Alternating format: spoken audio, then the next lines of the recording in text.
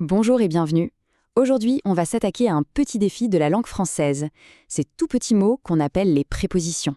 Mais on ne va pas faire un cours de grammaire ennuyeux, non, on va plutôt faire une balade en France pour vraiment ressentir la langue. Prêt pour l'immersion? Voilà, c'est exactement ça. Cette citation le dit très bien. Ces petits mots, ce sont un peu des clés secrètes. Si on se trompe, la porte reste fermée. Mais si on utilise la bonne, ah là, tout devient plus fluide, plus authentique. Alors, notre mission aujourd'hui, c'est de trouver le bon trousseau de clés. Allez, c'est parti pour la première étape. Voyez ça comme un petit jeu, une devinette. Chaque bonne réponse, c'est un pas de plus au cœur de la France authentique. On y va. Alors, imaginez la scène. Le soleil du sud, la chaleur sur la peau, on entend le bruit des vagues. On est sur la Côte d'Azur. On a envie de piquer une tête. Comment on dit ça naturellement? Je vais, la plage. On a le choix, à, dans ou chez. Qu'est-ce qui sonne le mieux? Eh oui, c'est bien ah, je vais à la plage. C'est simple, c'est direct et tout de suite on a l'image. Le sable chou, le parasol, c'est parfait. En fait, la règle est assez simple. À, c'est la préposition du mouvement, de la destination. On va à la boulangerie pour un bon croissant chaud, on va au marché pour les légumes frais, on rentre à la maison le soir. Pourquoi pas dans? Eh bien, dans la plage, ça voudrait dire qu'on est enterré sous le sable.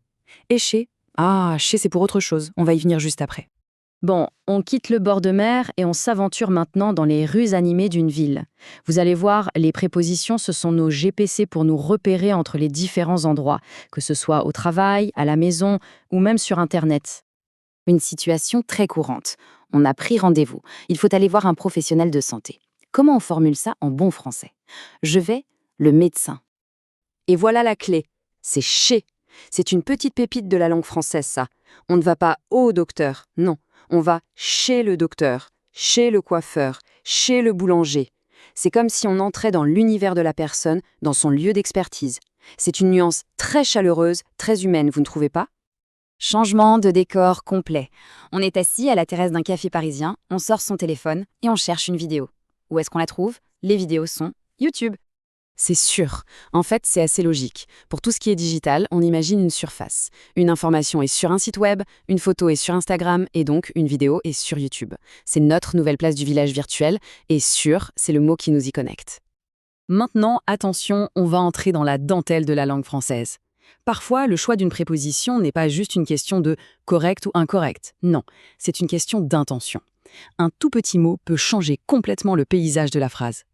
Imaginez la scène. Vous êtes dans un bistrot parisien, le serveur s'approche. Si on commande un verre de vin, pas de problème, il arrive avec un verre rempli. Parfait. Mais si on demande un verre à vin, il risque de vous regarder bizarrement et de vous amener un verre vide, un verre conçu pour le vin. La nuance est subtile, mais au restaurant, elle est plutôt importante.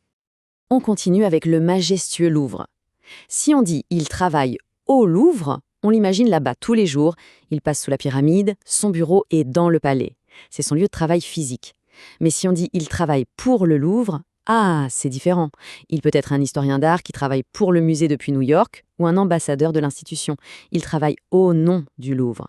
La préposition change toute la perspective. Après avoir exploré les lieux, on va s'intéresser à quelque chose de plus abstrait, mais tout aussi crucial, le temps et l'intention. Les prépositions, ce sont un peu les horlogers de nos phrases. Elles nous aident à organiser nos actions. Prenons un simple rendez-vous.